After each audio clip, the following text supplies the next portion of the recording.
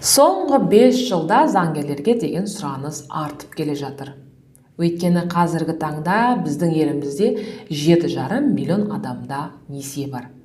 Жыл сайын оған тағы да жаңа 500 мың адам қосылып келе жатыр. Ол дегеніміз әрбір екінші адамда несиемен проблема бар.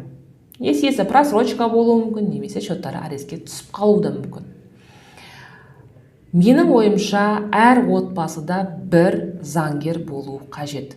Немесе заңнан хабары бар, заң жағынан сауатты адам болу қажет. Бұл заман талабы. Мысал үшін, жай ғана қарапайым қарызға ақша беру және берген қарыз ақшаны қайтару үшін сіз заңгердің көмегіне жүгінуге мәжбүр боласыз.